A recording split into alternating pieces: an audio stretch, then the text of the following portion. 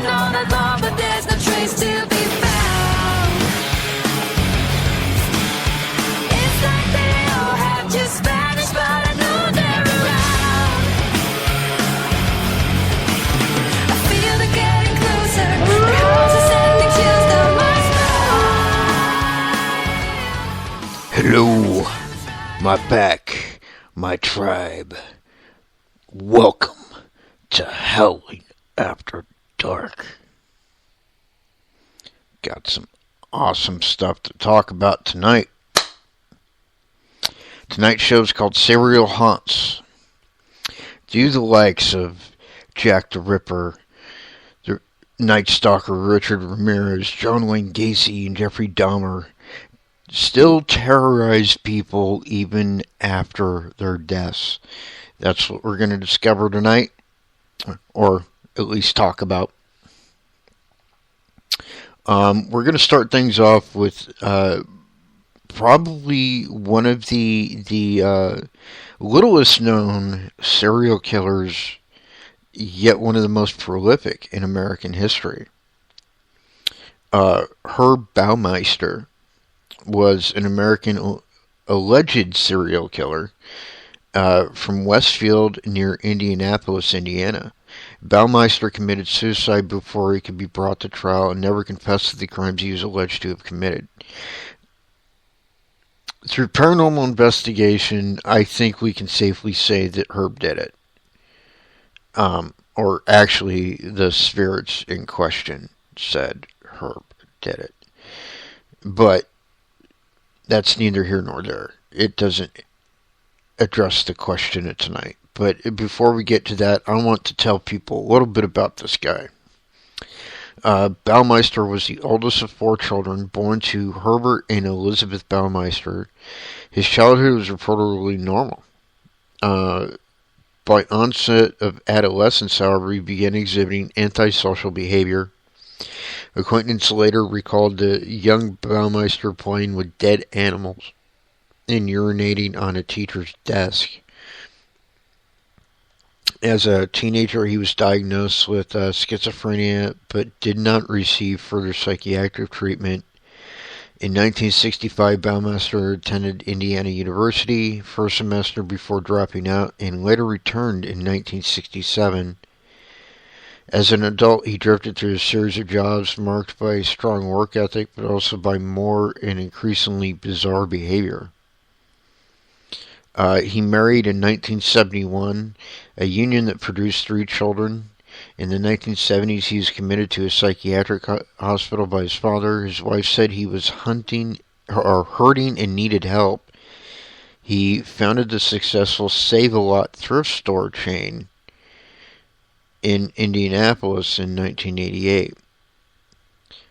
These are not to be confused with the grocery chain founded in 1977, by the way. Early in the 1990s, investigators with the Marion County Sheriff's Department and the Indianapolis Police Department began investigating the disappearances of gay men in the Indianapolis area in 1992. Investigators were contacted by a man claiming that a gay bar patron calling himself Brian Smart had killed a friend of his and had attempted to kill him. Detectives told him to contact them in case he ever saw the man again. In November of 1995, he called them and supplied the man's license plate. After checking the license registry, investigators discovered that Brian Smart was actually Herb Baumeister. Okay, now I'm not going to continue on with this article because I really don't. I don't want to glorify these guys' lives. Okay, and I don't want to humanize them, because the reality of it all is that these guys were monsters, straight up. Before we go any further, I want to say hello to everybody in chat. Hi Reagan, hi. I'm pretty sure Jeremy's there somewhere, and probably Becca and whoever else. Glad to see you guys.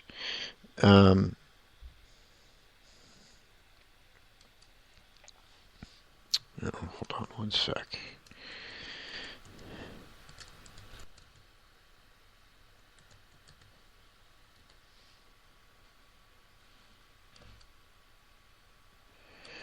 Okay, so anyways, without glorifying what he did, he is, well, he's, I guess, allegedly, because there was never a trial, guilty of killing several gay men in the area. Um, More than 30 were actually found buried on his property. There were actually so many remains on his property that people are still finding skeletal remains to this day. Um, he's also suspected of being the Interstate 70 killer who uh, also killed gay men and disposed of their bodies along I-70 between Columbus and Indianapolis. Um, However, they were never able to substantiate that.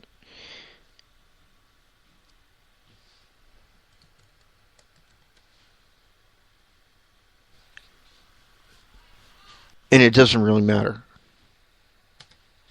Like I said, I'm not going to glorify this guy. You know, he's is and was a piece of shit, as they all are in my book. So,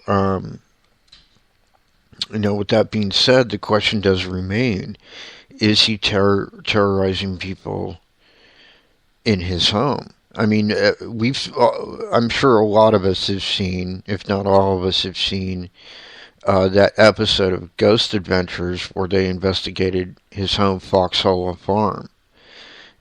And,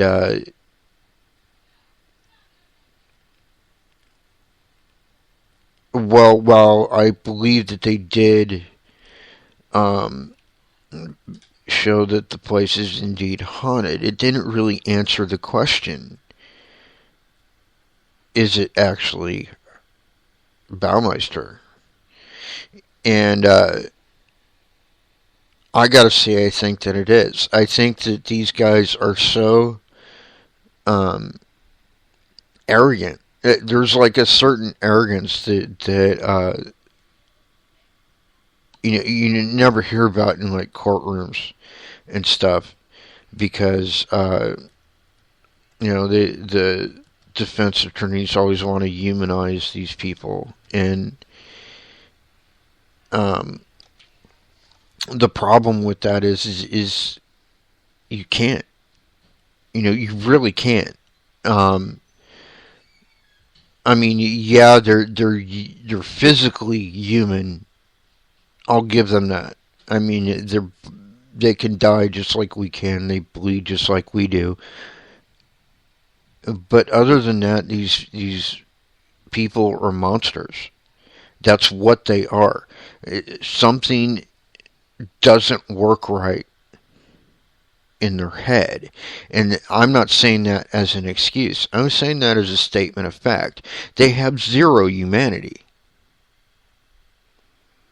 Herb Baumeister alone, we know for a fact, the one guy that was responsible for trying to bring him to justice, this survivor, this surviving victim of his, was begging for his life, and there was no mercy at all in the man. Or I'm sorry, in the monster. So I don't have a doubt in my mind that these bastards still terrorize people today. Um, because I don't think they can stop. I think they get off on it. I think they're sick and twisted, and we're going to get more into that as time progresses. And Foxhole Farm, it's just outside of Indianapolis. I would strongly suggest if you're looking for a darker haunt, definitely the place to go. Um,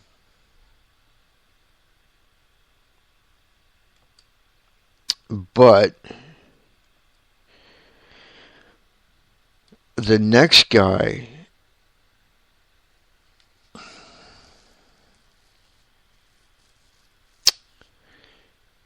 I got to tell you,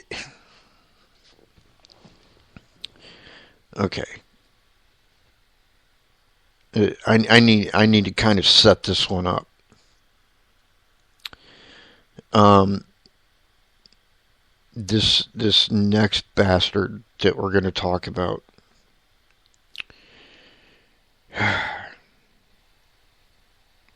I remember him. Now, when I say I remember him, I don't mean like I remember him in like just a general sense, like from seeing, the news reports on TV.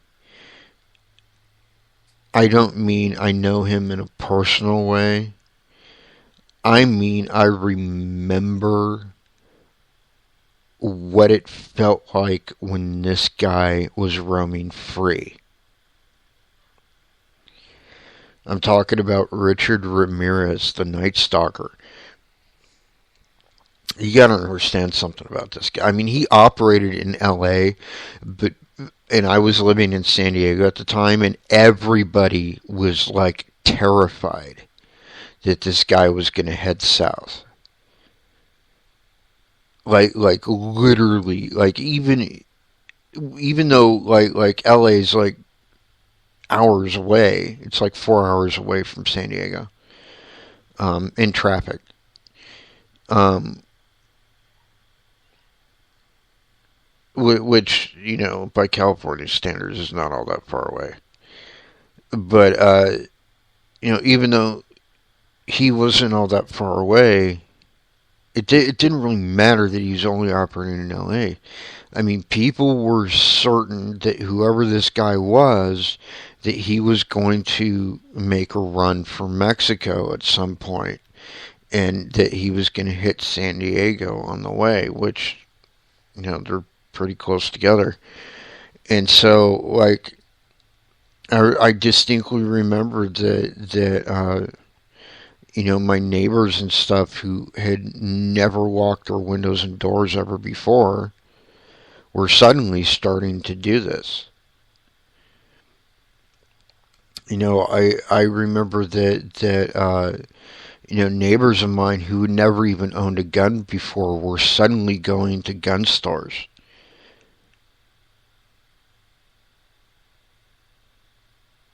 Because this guy like terrified Southern California. It was that bad. And there's really no description for that feeling at all. I mean, there really isn't, unless you've lived through something like it. There's no description for it. I mean, because while you know that there's somebody made of flesh and blood out there killing people, the psychology of it all affects you on such a subliminal level that words escape you as far as describing what it's like. Literally, it was like Southern California was taken hostage in a way, because like everybody was that scared. I mean, I wasn't. I was just a kid, and I was awfully,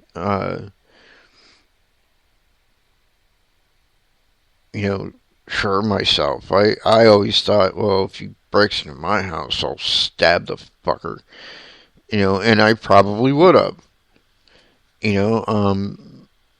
Just because, that's how I am. And, but what really struck me was how scared my mom was. I mean, you got to understand something about my mom. This is the woman who raised me. She's who made me who I am. My mom is badass. My mom single-handedly killed a 200-pound German Shepherd when I was a baby. My mom's 5'3" and weighs maybe a a buck soaking wet. Tiny, tiny woman. No, I don't even think she's 5'3", actually. I think she's like 4'9", 4'10", something like that. She's short. I'm 5'9", and she comes up to like the middle of my chest. So however tall that is, that's how tall she is. Anyways, so seeing her basically, like terrified by all this, it did affect me, like in ways like I said that I can't even fully describe.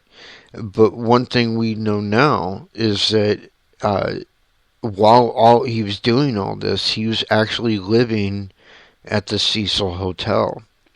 And if you've listened to my show for any length of time, you've probably heard me talk about the Cecil Hotel. It was at one time a very ritzy place.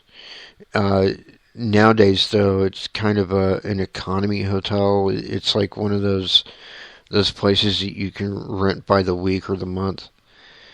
And he was living there at the time. And it has 600 rooms. It has a reputation for hosting transients for about $470 a month. Which, I don't know, for a hotel room, that seems a little steep, but whatever. Anyways, it was constructed in 1927. It has been the focus of suicide, murders, mystery disappearances, and serial killers. And as I've stated in other shows, not only did Richard Ramirez live there, there was another serial killer from, I think, Norway that stayed there too. Also, it was the place where Elizabeth Short, the Black Dahlia, was staying before she was murdered. I mean, like, murder and death and suicide go hand in hand with the Cecil Hotel, pretty much. And, then there was, like, the most recent one was the mysterious death of Elisa Lamb, who was this deranged woman who was, I guess, bipolar and thought that the water tank on top of the roof was like a hot tub or something and jumped in and drowned. And but Richard Ramirez, man, like you look at pictures of this guy and it's like you're looking into the face of death. I mean, in his pictures, it's like there's no soul behind his eyes. It's creepy. Jack Unterweger was the other guy, and he was from Austria.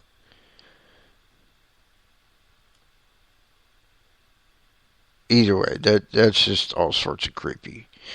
But the reason I wanted to bring him up tonight is because recently a guest at the hotel was nearly shoved, like shoved, into an open elevator chute.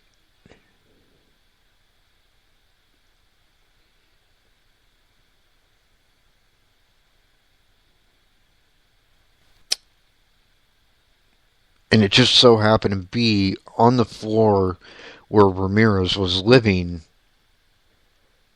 right in front of his door.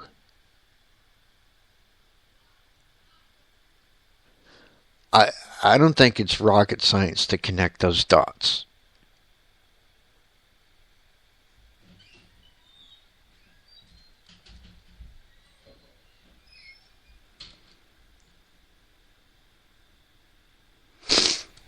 I really don't. I really don't.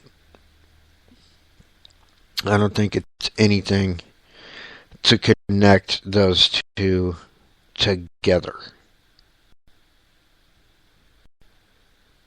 And I have no doubt that like he was so deranged, like clearly deranged. And I mean like I don't mean like he was insane.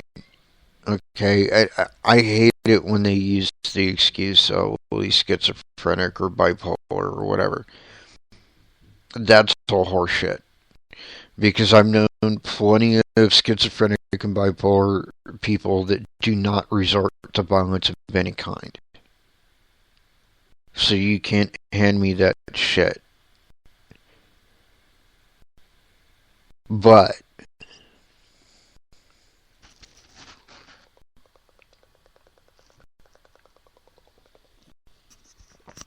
the thing about Ramirez is like he knew what he was doing. He wasn't schizophrenic. I mean, they tried to pass him off as schizophrenic at the trial, but he wasn't schizophrenic. He wasn't bipolar. There was nothing wrong with him. He was just a straight up sociopath. But he was had all his faculties. He's completely aware of what he was doing. And this guy was terrifying people simply because he was fearless. And not in a good way. I am fearless, okay? But I have a healthy respect for the law. This guy was so whacked that, like, he was breaking into people's homes while they were asleep in them and killing people.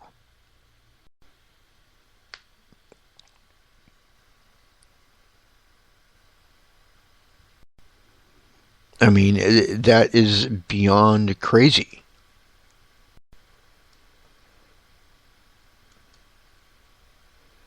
Because that is something.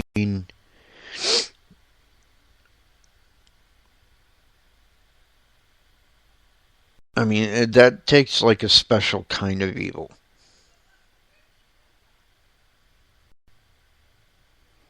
To break into homes that. And he wasn't just killing like adults, he was going after the kids too. He was basically killing whole families. He would break in, usually through a window.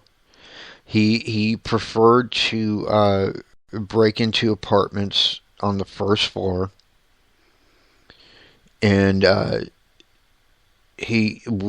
we didn't know exactly how he did it, but we found out later that he was using a silenced 22 and shooting everybody in the house. And then he would raid their refrigerator and use their bathroom and basically treat everything like it was his. And then he would disappear into the night, and then like a night or two later he'd do it all over again. And it was I think the thing that was so terrifying about him actually was the fact that he didn't have a type.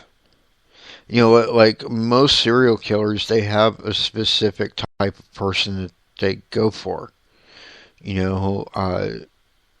Man or woman, blonde hair, brunette, redhead, whatever. they have a type. He didn't like, his type was anybody. And I think that's kind of what confounded police for a long time. But um, yeah, like I have no interest at all in facing off to any of these guys. To be honest with you, I don't. It's not my thing. I've always said that when you look for the negative, that's what you're going to find, and I'm not into that. I'm just into whatever happens to be at said location, and I'm not into like these world renowned locations so much because, well, they're world renowned. Everybody goes there. I want to be the guy that discovers places, but that's neither here nor there. Anyways, continuing on. Uh, this next guy, like I can't even start talking about this next guy without totally giving it away because people are so familiar with this guy by now that it really takes no effort on anyone's part to figure out who I'm talking about. But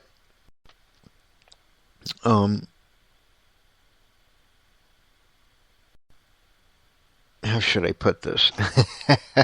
I'm trying not to give it away. Um, Hell with it. Jack the Ripper. Um, there was a short-lived paranormal TV series called Killer Contact. And they truly, truly impressed me because through their investigation, they revealed the name of Jack the Ripper, who we know now through DNA evidence was in fact Aaron Kosminski. We know that for a fact. There's absolutely no doubt about it anymore. Jack the Ripper has been revealed. Okay, so if you're out there thinking that we don't know who Jack the Ripper is still, you would be wrong. So we know that it was Aaron Kosminski. Anyways, the place we're talking about that's haunted by him is, well, there's actually two places. Because people were never really sure which one he's going to be in. The first one is the Ten Bells Pub, which is indelibly linked with the legend of Jack the Ripper. Its interior is splendid with a magnificent tiled wall panel depicting the days when this area was countryside outside the city of London. It has hardly changed since the early hours of November 9th, 1888, when Mary Kelly, Jack the Ripper's final victim that we know about, left the pub. Her horrifically mutilated body was discovered the next morning in Miller's Court of Dorset Street, which is the pub that was on the opposite side of the road from the Ten Bells.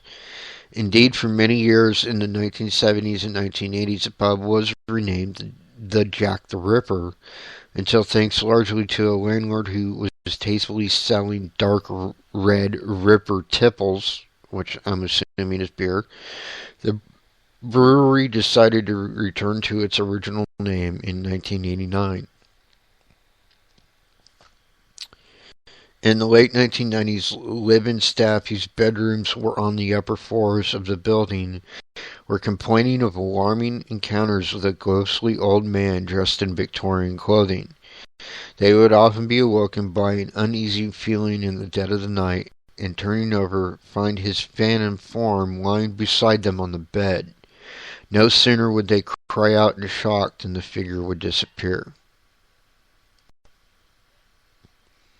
Staff with no previous knowledge of his ghost would often report seeing him, and their description would always be the same.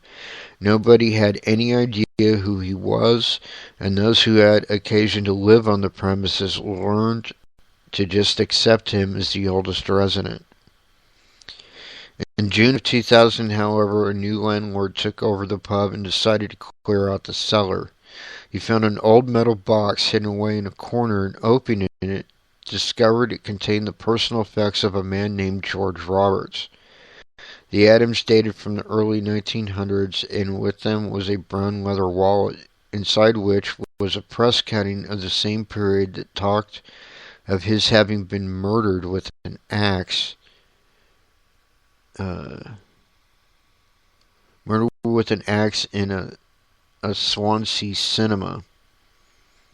Further research revealed that a man named George Roberts had indeed kept the pub in the late 19th and early 20th centuries, and the landlord concluded that it was his ghost whom staff had been encountering.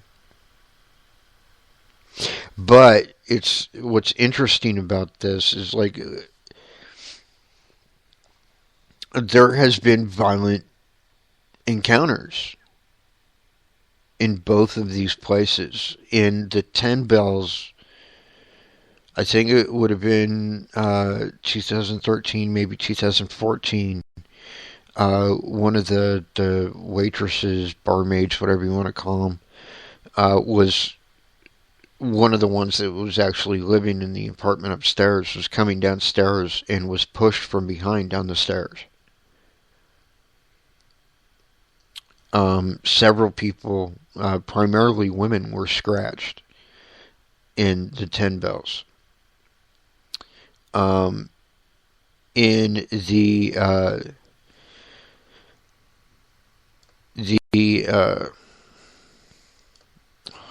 hold on, I'm drawing a blank. In the Court of Dorset pub across the street, a woman by the name of Liz actually had a beer glass from the shelf that it was on behind the bar get thrown at her. And it was actually captured on camera. It was captured on the security cameras that the bar had in place.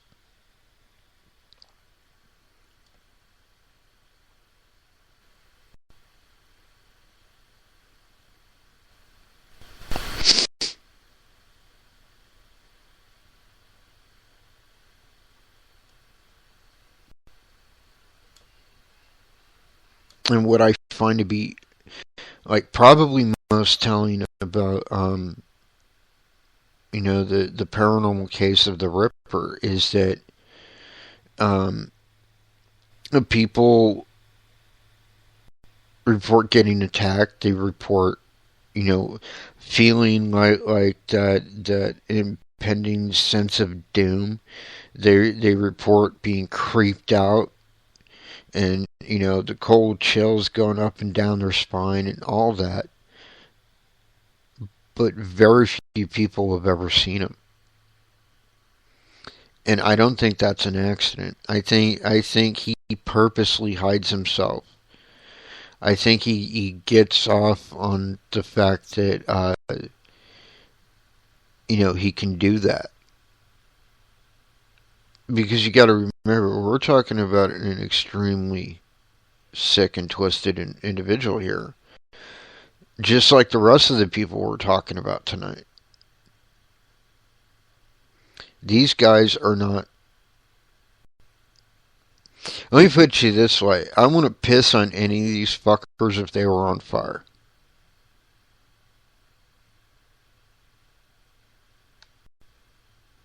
I wouldn't.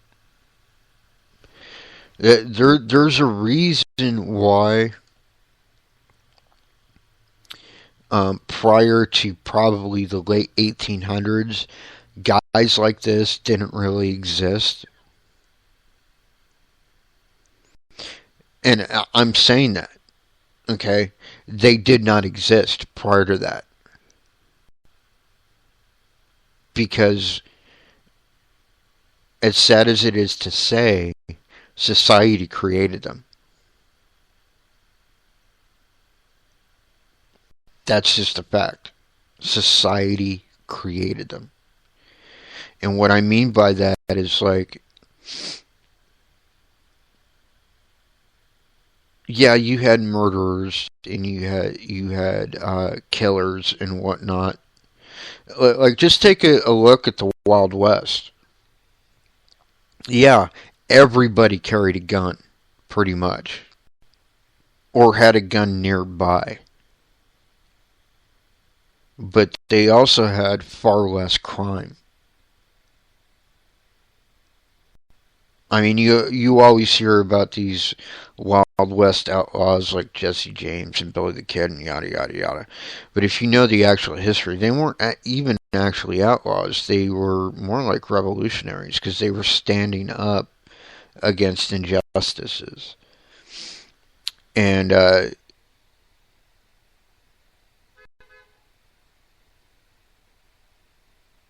but you didn't have murder, really. Not to the extent that you have it now. I mean, of course, there's always been murders. There's always going to be, but it wasn't like it is now. Um, Rape in the Wild West was almost unheard of. Uh, Mainly because, like,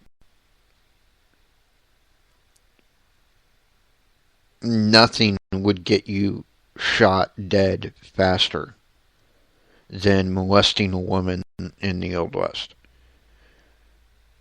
Um, and nobody wanted to mess around when everybody's carrying a gun. So, of course, there's going to be a lot less crime. And it was only in a. I mean, Jack the Ripper is generally considered to be the first serial killer. He's not. There was actually somebody before him. Um, but he does illustrate the point better that the first places to actually have serial killers were places where their societies did not allow guns. Just throwing it out there. Food for thought.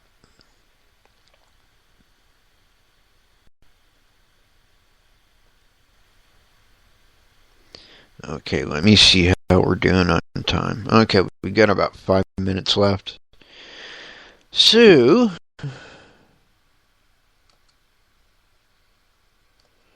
let's see who is up next.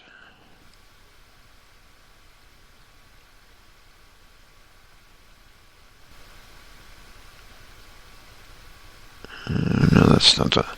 Hold on, I gotta find this stupid site because I forgot to bookmark it.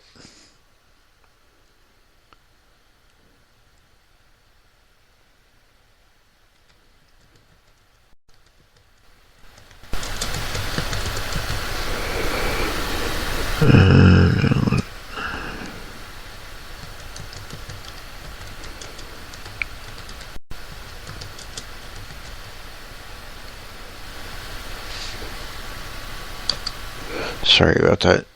Um, by the way, while I'm looking into this, one thing I do want to point out is that, well, something kind of bad happened that may actually turn out to be pretty excellent. Some of you know that when I was broadcasting my show before, I was broadcasting it on a Chromebook. For those that don't know what a Chromebook is, allow me to explain.